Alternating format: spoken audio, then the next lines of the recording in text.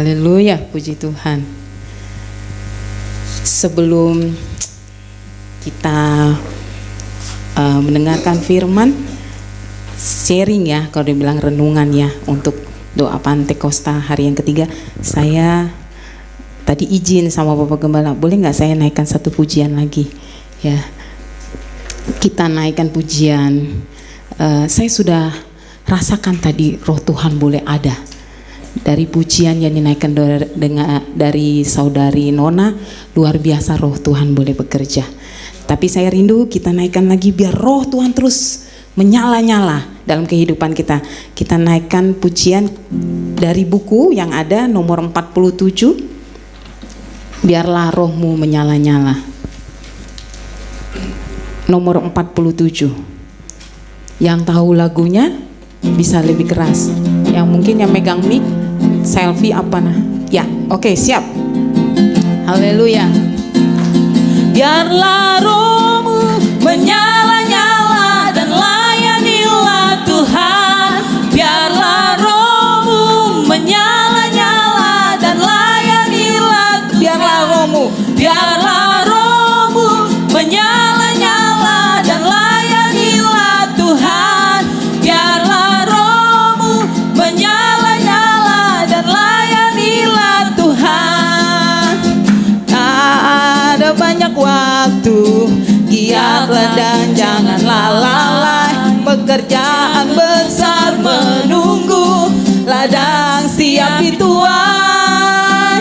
Tanggalkan segala beban dan dosa yang merintangi, berlari pada tujuan panggilan surgawi. Biarlah rohmu menyala, biarlah rohmu menyala-nyala dan layanilah Tuhan. Biarlah rohmu menyala-nyala dan layanilah Tuhan. Biarlah rohmu menyala-nyala dan layanilah Tuhan. Biarlah rohmu menyala-nyala dan layanilah Tuhan. Amin. Haleluya. Biar roh kita menyala-nyala melayani Tuhan. Amin ya. Semuanya boleh merasakan ada perubahan hari demi hari. Sekarang sudah masuk hari ke-3 doa Pantekosta ya. Jujur dikasih tugas sama Bapak Gembala, Ibu Gembala harus dapat bagian. Oh Tuhan tolong, aku bilang gitu kan. Saya bilang saya lebih baik MC.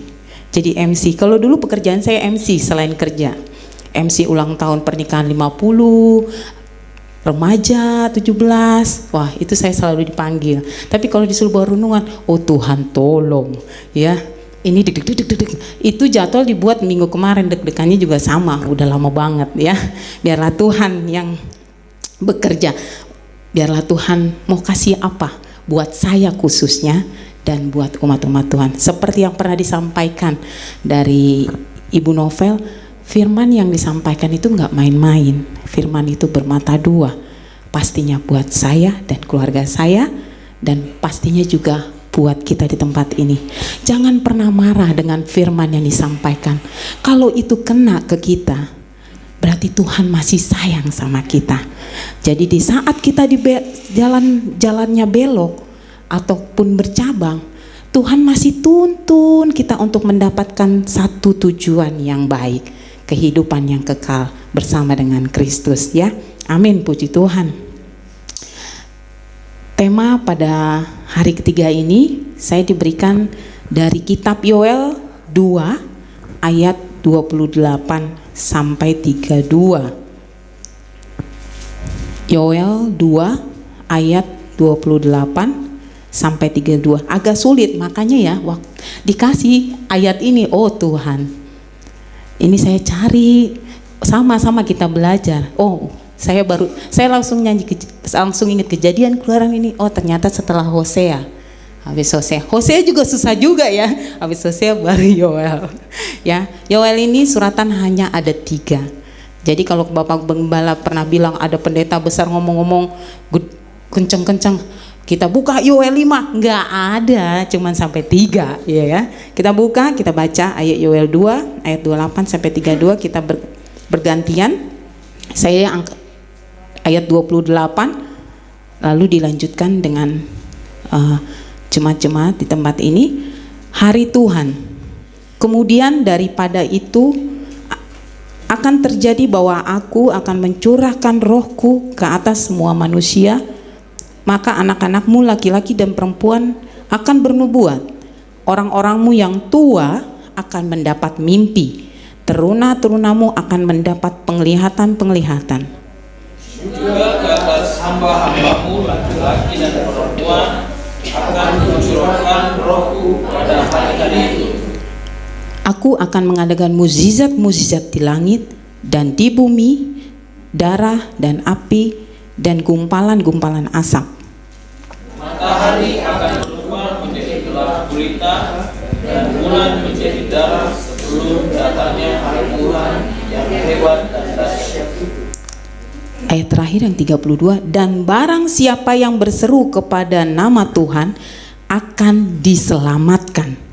Sebab di Gunung Sion dan di Yerusalem akan ada keselamatan seperti yang telah difirmankan Tuhan, dan setiap orang yang dipanggil Tuhan akan termasuk orang-orang yang terlepas. Amin, haleluya. Untuk tema pada ibadah doa Pantekosta yang ketiga, hari yang ketiga ini, Roh Kudus memberikan visi. Roh Kudus memberikan visi. Di saat tema dibuat oleh Bapak Gembala, saya merasakan Tuhan ada satu rencana yang Tuhan berikan bagi jemaat-jemaat Tuhan di tempat ini yang dikasihi Tuhan. Salah satunya di mana kita tahu Roh Kudus yang Tuhan berikan, yang Tuhan curahkan di saat Dia naik ke surga, Dia tidak tinggalkan kita. Dia turunkan rohnya untuk menuntun dan menguatkan kita. Kita tahu Roh Kudus itu sebagai penghibur, Roh Kudus itu menguatkan, tapi peran Roh Kudus itu terlalu banyak, besar. Kalau kita mau pelajari, luar biasa. Roh Kudus itu multi talented, tidak terbatas dan tidak yang kita pikirkan. Dia roh yang luar biasa. Kalau kita sudah belajar ataupun kita sudah mendengar renungan untuk doa Pantekosta di hari pertama, bukan kuis nih ya, hari pertama waktu itu roh memberikan apa? Ada yang ingat hari pertama waktu Bapak Gembala temanya Roh Kudus memberikan kuasa. Puji Tuhan. Nanti dapat voucher ya Pak. Oh, ini bukan ini ya, bukan game ya. Haleluya. Lalu hari kedua baru kemarin oleh Ibu Novel, Roh Kudus memberikan, dia ingatnya lagi pas yang suami istrinya kayaknya ya, kasih ya, luar sama ya, tapi yang itu mirip. Dan memang ada Roh Kudus itu memberikan kasih, tapi yang kemarin Roh Kudus memberikan damai. Lalu hari ketiga, jadi ingat, sampai nanti hari ke-10 kita akan semakin tahu Roh Kudus itu bekerja sebagai apa. Yang ketiga adalah Roh Kudus memberikan visi. Luar biasa loh. Kita tahu di suatu perusahaan pasti punya visi, ya kan? Di satu sekolah juga punya visi. Tuhan pun kasih Roh Kudus punya visi dalam kehidupan kita, ya. Saya coba mempelajari tadi tentang Nabi Yoel ini. Jadi Nabi Yoel ini adalah anak laki-laki dari Petuel, ya. Jadi kita sedikit tahu Nabi Yoel ini dari anak laki-laki Petuel. Yoel sendiri itu berarti Tuhan adalah Allah. Jadi bapaknya ini juga sudah mempersiapkan Yoel ini untuk menjadi Tuhan pakai, sehingga namanya adalah Tuhan adalah Allah. Dan Nabi Yoel ini juga bekerja di sekitar Bait Allah. Dan pada masa itu bangsa Israel ya itu lagi semangat-semangatnya beribadah. Dan banyak pertobatan. Dan banyak doa dinaikkan. Jadi dia melihat bangsa Israel masih dalam zonanya dekat sama Tuhan. Tapi entah bagaimana Tuhan kasih hikmat, visi kepada Nabi Yoel ini tentang hari Tuhan. Kalau kita baca tadi, temanya kita adalah di ayat 28 dan 29. Kemudian daripada itu akan terjadi bahwa aku akan mencurahkan rohku. Ini perjanjian lama ya. Ini perjanjian lama. Jadi Nabi Yoel ini ada di perjanjian lama. Tapi sudah Tuhan kasih hikmat dan visi di mana aku akan mencurahkan rohku ke atas semua manusia, maka anakmu laki-laki perempuan akan bernubuat. Dan orang-orang tua, jadi enggak anak muda dan maksudnya enggak anak laki-laki dan perempuan aja. Orang tua pun Tuhan kasih bisa bernubuat dan dapat mimpi sehingga penglihatan dahsyat. Jadi di masa-masa akhir nanti akan luar biasa. Jangan sampai kita ada di dalamnya. Saya tidak mau. Gak ada yang mau kan di tempat ini. Bacanya aja ini kita ngeri, ya, ngeri. Dunia gelap gulita. Tuhan sudah tarik itu semua, kasih, damai, sejahtera udah gak ada. Jadi kita berhadapan dengan antikris, ya. Dan kita berharap kita diangkat, ya, diangkat. Nanti mungkin untuk penjelasan akhir zaman ini nanti mungkin ada sesi sendiri dengan Bapak Gembala. Waktu saya dengar itu, saya mendengarkan penjelasan dari Bapak Gembala, saya walaupun masih tidak terlalu begitu banyak yang maksudnya yang saya pahami, tapi dengar itu pun saya tidak mau tertinggal. Saya tidak mau tertinggal. Saya mau di 1000 tahun damai bersama dengan Tuhan. Amin ya. Amin. Nanti akan ada orang-orang Tuhan angkat, jadi suami istri bisa suaminya tiba-tiba sudah tidak ada, anaknya tidak ada, dan saya mau semuanya. Semua jemaat-jemaat Tuhan di tempat ini Tuhan angkat. Keluarga kita Tuhan angkat, ya. Kita percaya. Di zaman Yoel sendiri Tuhan sudah kasih penglihatan. Berarti sudah semakin dekat. Semakin dekat. Karena apa? Peperangan,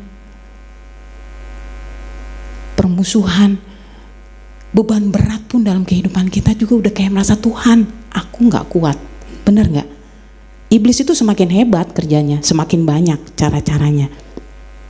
Ya, maka dari itu kita coba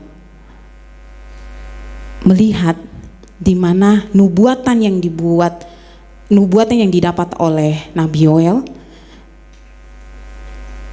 itu secara khusus dikutip oleh Nabi Petrus, ya. Jadi di masa perjanjian lama ternyata Nabi Petrus pun dia mempelajari kitab Yoel. Jadi memang sudah ada kesinambungan, ya. Nabi Petrus sendiri dia khotbah pada hari Pantekosta yang ada di kitab Kisah Para Rasul. Kita buka aja, ayo, di Kisah Para Rasul. Jadi kata-kata ini ada lagi diangkat oleh Nabi Petrus, ya. Kita buka di Kisah Para Rasul 2 ayat 16 sampai 21.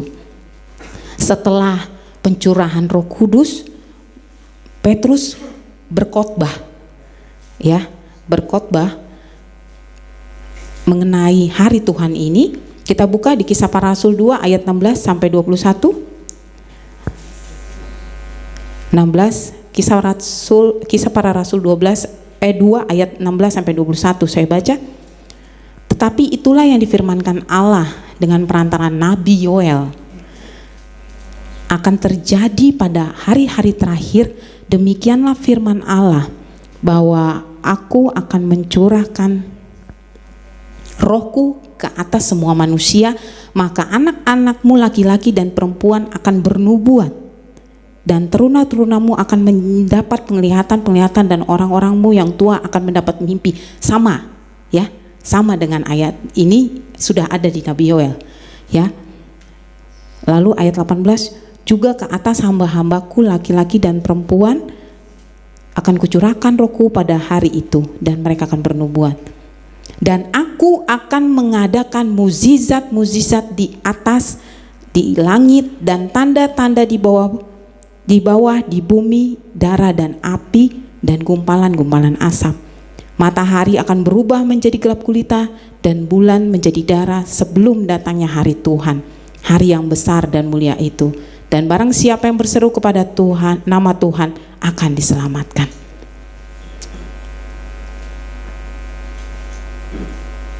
Petrus mempelajari dan mendapat visi daripada Tuhan tentang hari Tuhan yang begitu semakin dekat. Memang kadang-kadang saya suka dengar gini, ada orang bilang, itu Alkitab udah zaman kapan, Bu? Udah lama, gak datang-datang tuh Tuhan. Oh, Tuhan tolong. Kadang-kadang ia berpikir juga ya secara manusia ya, itu sudah tahun beribu-ribu tahun yang lalu. Tapi itulah, kita jangan pernah lengah. Kalau dengar itu kayak bikin kita, oh iya ya, masih lama, ngapain kita? Nanti aja udah tinggal terakhir, tinggal bilang, oh Tuhan maafkan aku menerima Engkau. Kembali lagi, penghakiman Tuhan yang punya. Kalau jangan bilang saya dapat di surga, di ujungnya aja saya udah bersyukur. Kalau di ujungnya, kalau dia kepleset dikit udah masuknya lain, ya kan? Masuknya ke neraka. Jadi jangan dengan pemikiran kita merasa nantilah kita bertobat, nantilah kita ke gereja, dan nantilah. Itu bikin kita nggak ini apa namanya, nggak semakin bersiap diri. Ini maaf Pak, bisa diturunkan gak ya sebentar? Kayaknya agak terlalu, ya. Haleluya, puji Tuhan. Terima kasih loh tenisnya. Nomor sepatunya berapa Pak? Haleluya, puji Tuhan. Nanti saya catat ya. Pokoknya di samping Ibu Gembala aja. Jangan difoto ya saya. Haleluya, puji Tuhan. Ada paparazi nih banyak ya. Di Kisah Para Rasul 2 ayat 17, ketika Roh Kudus dicurahkan bagi semua orang, maka akan menghasilkan, Kisah Para Rasul 2 ayat 17, bahwa ketika Roh Kudus dicurahkan bagi semua orang, maka akan menghasilkan visi-visi Tuhan yang baru. Dan kemudian lewat visi Tuhan menghasilkan strategi rohani yang membentuk gereja Tuhan yang dipakai Tuhan luar biasa. Sehingga tiap-tiap hari Tuhan menambah jumlah mereka dengan orang yang diselamatkan. Haleluya. Itu visi kita salah satu di gereja ini. Menambahkan jiwa itu bukan pekerjaan Bapak Gembala saja. Pekerjaan kita semua. Karena di saat kita membawa satu jiwa saja, 1000 malaikat di surga bersuka cita, dan mahkotanya pun Tuhan siapkan loh. Dahsyat ya. Jadi jangan bilang hanya tugasnya orang Kristen, tugasnya Bapak Gembala, tugasnya hamba-hamba Tuhan, bukan. Tugas kita semua, khususnya di jemaat-jemaat di tempat ini ya. Kita rindu GPD Eklesia, Tuhan tahu visinya, di mana kita mau ini Tuhan tambahkan jiwa semakin banyak dan semakin mengenal Tuhan, dan jiwa-jiwa yang kuat ya, jiwa-jiwa yang dewasa, jiwa-jiwa yang mandiri. Jangan sampai kita sudah ikut Tuhan dari lahir jebret, ada masalah sedikit kita langsung lemah. Jangan. Ingat, mahkota Tuhan siapkan. Ya. Kehidupan kekal Tuhan siapkan. Kadang kita harus punya visi. Maka dari itu pentingnya visi Tuhan dalam kehidupan orang percaya. Jadi visi Tuhan itu ada hanya untuk orang percaya. Jadi visi Tuhan nggak ada untuk orang yang tidak kenal Tuhan, nggak ada. Jadi visi Tuhan itu pasti akan diterima oleh anak-anak Tuhan. Karena itu bersifat rohani. Ya, sehingga manusia duniawi orang luar yang tidak kenal Tuhan nggak akan dapat visi, ya, akan cuek, ya. Coba kita akan buka di 1 Korintus 2 ayat 14 sampai 16. 1 Korintus 2 ayat 14 sampai 16. Saya minta dengan kasih Kristus, mungkin Tina baca sayang, 1 Korintus 2 ayat 14 sampai 16.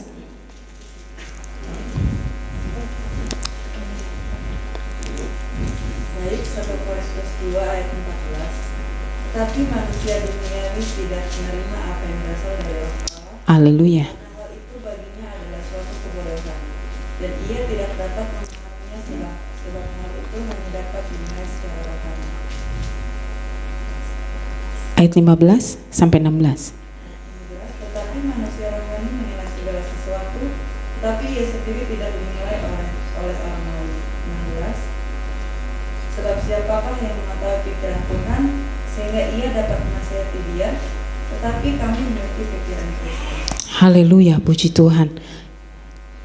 Jadi visi itu tidak ada di manusia duniawi dan bukan orang-orang percaya, ya.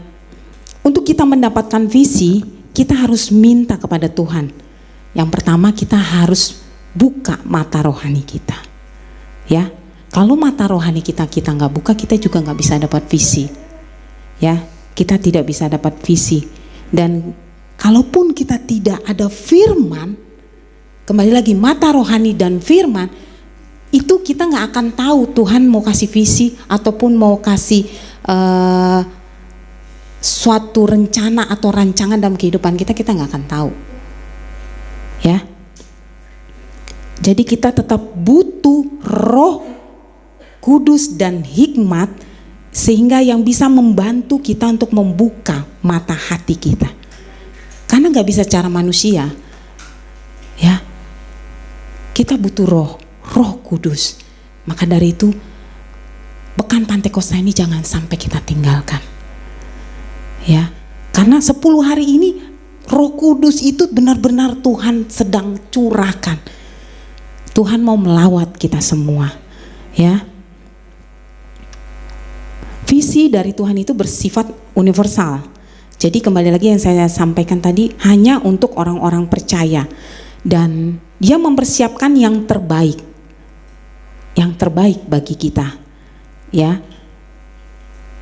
Dan ketika Tuhan memberikan visi ataupun penglihatan ataupun nubuat dalam kehidupan kita, itu tidak ada yang bisa ubah siapapun. Benar gak? Jadi gak bisa dibuat-buat. Ketika Tuhan kasih visi, penglihatan, nubuat dalam kehidupan kita, itu tidak bisa ada yang merubah. Begitupun juga rancangan Tuhan dalam kehidupan kita, tidak ada yang bisa merubah, ya. Kita percaya Tuhan kasih visi dan rancangan dalam kehidupan kita itu adalah yang terbaik, ya. Kita sering baca, ya, Yesaya 55 ayat 8. Yuk kita baca, yuk kita buka, kita baca sama-sama. Ini ayat salah satu favorit buat saya. Di saat saya lemah, di saat saya pikir Tuhan gak pernah ada jalan keluar, hidup saya begini-begini aja, visi keluarga saya mau buat semua keluarga saya bertobat, saya aja gak bisa kuat, saya aja lemah. Bagaimana saya mau menguatkan keluarga saya, menguatkan teman-teman saya? Tapi ini ayat benar-benar yang selalu saya baca dan menguatkan saya. Yuk kita baca Yesaya 55 ayat 8. 1, 2, 3. Sebab rancanganku bukanlah rancanganmu, dan jalanmu bukanlah jalanku. Demikianlah firman Tuhan. Amin. Kadang kita bisa merencanakan segala sesuatunya, itu mungkin ini udah yang terbaik. Oh enggak. Yang enggak kita pikirkan, yang tidak pernah kita lihat, yang tidak pernah kita rencanakan, Tuhan kasih. Percayalah.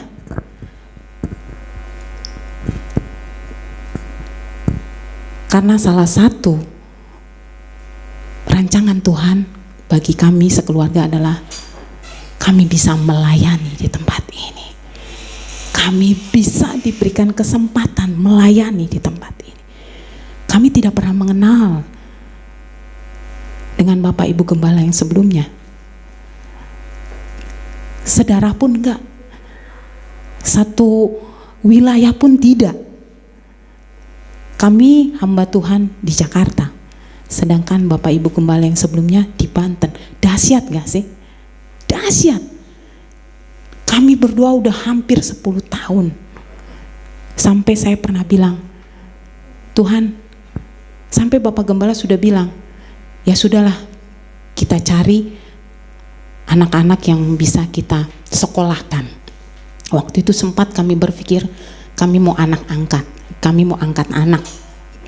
Jadi saya tuh mau banyak anak di rumah. Tapi keterbatasan saya hanya cuman boleh 3, ya. Jadi saya gak tahu, saya senang sekali banyak orang di rumah, ya. Jadi kalau dengar Torah itu kalau bernazar, bernubuat dia mau punya anak, punya adik 12. Oh Tuhan tolong. Iya, 12. Kesebelasan dia ambil 12 itu dia mau seperti murid Kristus, murid Yesus 12. Nah itu sempat saya berpikir, dia nggak tahu ngeluarinnya aja, ngedeinnya aja, Tuhan yang tahu lah ya. Saya pernah bilang, Tuhan, yang sulit itu sebenarnya bukan melahirkan, bukan membesarkan, semua itu Tuhan pasti Tuhan atur. Kalau saat ini siapa yang bantuin saya? Saya nyari asistennya aja susah ya, asisten, karena saya harus bekerja.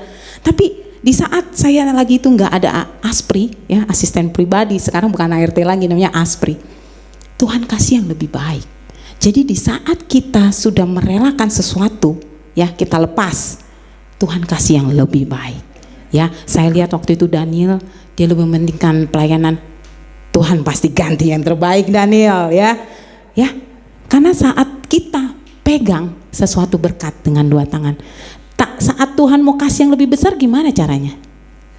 Kita harus lepaskan supaya kita dapat lagi yang lebih besar. Benar nggak? Betul nggak? Jadi kalau kita kerakusan, maunya semua, nggak dapat yang lebih besar, ya. Jadi kita harus peka akan visi Tuhan. Lalu ini poin-poin yang penting, bagaimana cara kita mendapatkan visi Tuhan. Yang pertama, kita harus bergaul intim dengan Tuhan, ya. Bergaul intim dengan Tuhan, di mana kita harus punya waktu berdoa, berpuasa, sehingga hubungan kita semakin dekat dengan Tuhan. Lalu yang kedua, kita butuh firman, ya. Bagaimana cara kita mendapatkan visi Tuhan? Yang pertama, bergaul intim dengan Tuhan. Yang kedua, kita butuh firman. Firman, di mana kita tiap hari, sekarang eklesia sudah dibantu oleh multimedia, ada firman yang dinaikkan. Lama-lama kita tidak terasa sudah baca seluruh isi Alkitab. Betul nggak? Betul ya? Ya, betul atau salah? Benar kan? Jujur memang saya kalau untuk baca Alkitab dari Kejadian sampai Wahyu itu masih belum, ya. Harus ngakuin lah, jangan bohong, nggak semua gembala ya, maksudnya kalau Bapak Gembala sudah dari versi bahasa Inggris, bahasa Indonesia, tahu bahasa Batak sudah belum ya Pak ya? Dia sudah belajar, dia sudah baca. Jadi memang saya juga harus punya waktu agar saya tahu visi Tuhan itu apa bagi saya, keluarga saya, dan jemaat-jemaat Tuhan di tempat ini. Ya, yang kedua kita butuh firman, sehingga firman, karena firman itu pedoman. Ya, jangan kita cuma nyanyi nih, firmanmu pelita bagi kakiku ya, begitu. Jangan hanya itu aja yang kita tahu, tapi kita lakukan. Lalu yang ketiga, kita memerlukan Roh Kudus. Inilah waktunya, Roh Kudus.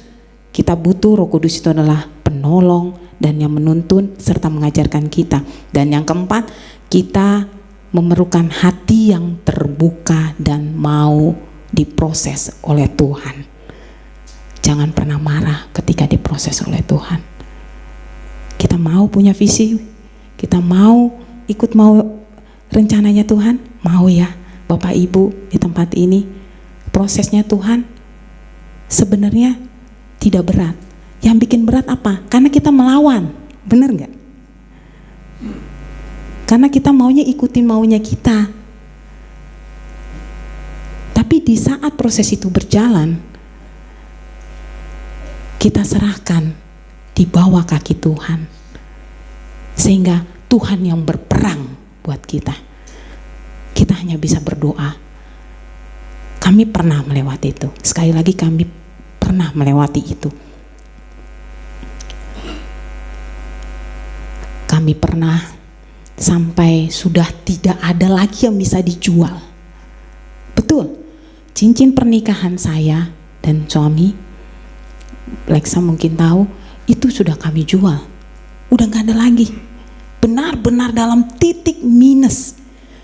Tapi di saat kita benar-benar mau Tuhan proses dan kami mau, Tuhan mau bawa kemana nih kehidupan kita.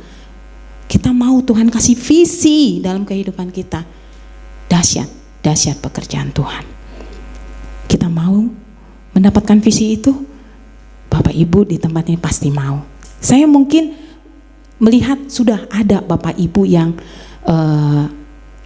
sudah melakukan semua ini. Tetap terus setia, amin ya. Jangan pernah lemah, ya, jangan pernah lemah. Ayo kita saling menguatkan.